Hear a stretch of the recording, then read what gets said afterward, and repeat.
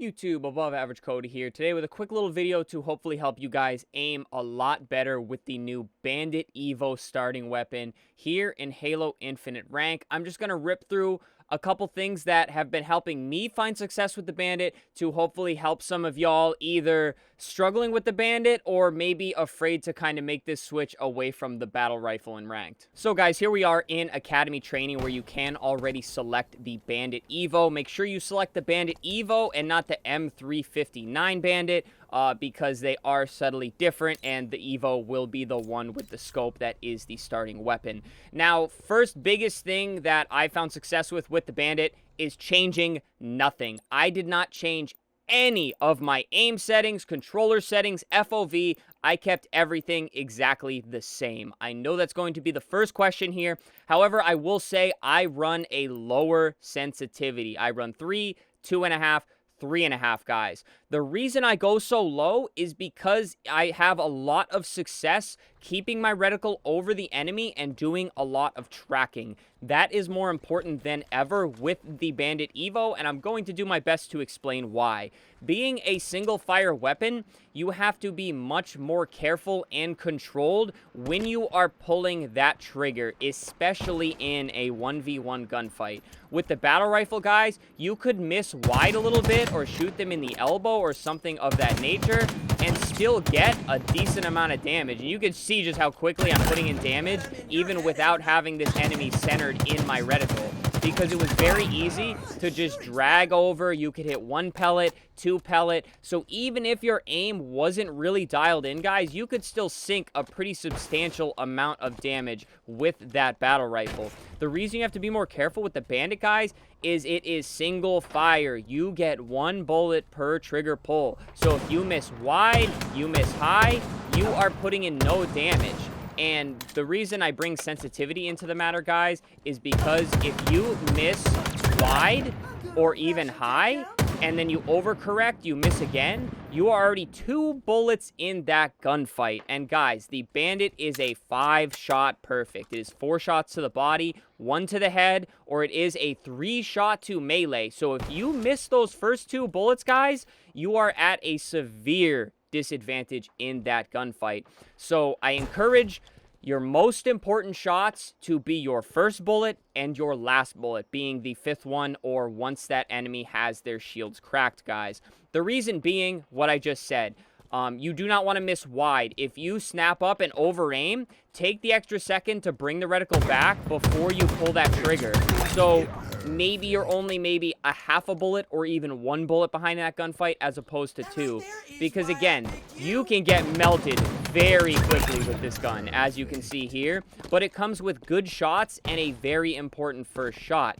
Now to talk about the other most important shot, the final shot, guys. The final headshot can be very touchy, and I believe it is 3 bullets to the body to get a kill. Adding 3 more bullets on top of that takes quite a while, and you're probably going to find yourself losing a lot of gunfights if you are not aiming for that head. So my best tip for the final headshot, guys, is make sure to line it up before you pull the trigger. Line it up and then take the shot just like that. Do not just keep spamming the gun. I promise you, you will have so much less success if you're going about gunfights just doing that every time. And these bots aren't strafing very well because they are on Marine, just to kind of show you guys how I go about this. But if you have somebody strafing a lot better, guys, and you are just trying to hit that headshot all willy-nilly, I really can't show you here. You are going to miss over the shoulder, you are going to miss over the top, or you're going to put some into the body. And that is going to take longer to kill the enemy. And if you are going up against somebody with pretty good aim with this weapon, guys, you're going to find not a lot of success in those gunfights.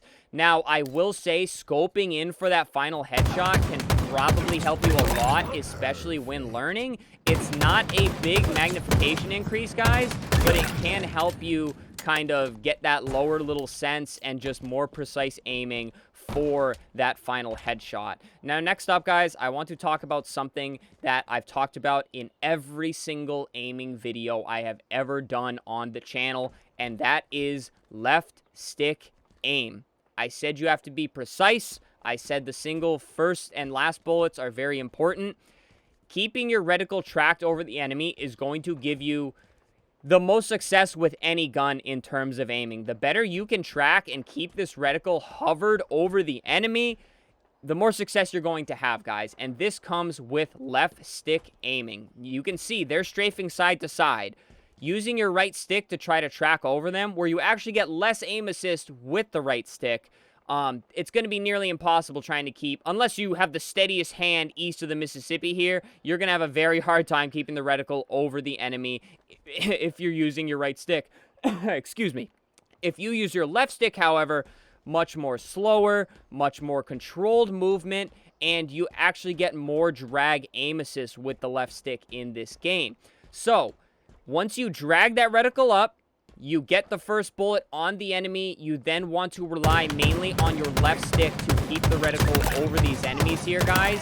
And that will keep you from tugging the reticle too far. It'll keep you from over-aiming and under-aiming. And it'll, frankly, just make it easier to keep all of your shots in one place, guys. The only time you really have to use right stick is at the end of the gunfight. If they try to jump, they try to crouch, then you have to do the up and down adjustments. So now you can kind of see why the first bullet and the last bullet are the most important here, guys. It is because you snap your reticle over to the enemy with the right stick. Once it's there, use your left stick to put the body damage in, and then use the right stick again, line up that headshot, and make sure it is over the enemy and you hit it.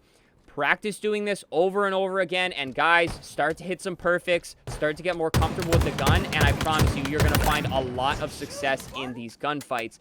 Now, I know you're probably wondering what you should be doing while you're taking those shots, guys. Movement-wise, I would focus more on the side-to-side, because, again, you're going to be using this to keep your aim over the enemy. Focus more on that than making the enemy miss. Just that mentality alone will help you hit more bullets. And then at the end of the gunfight, guys, once you get comfortable hitting that final bullet using a little bit of right stick, jump at the end of the gunfight. Jumping, again, makes the enemy use that up-down motion. They can't just rely on the strafe to hit that final headshot. Jump, and it will make it so that they have to move their reticle. And I promise you, there are people out there that are not practicing with this thing, and there are certainly people out there struggling with this thing, guys.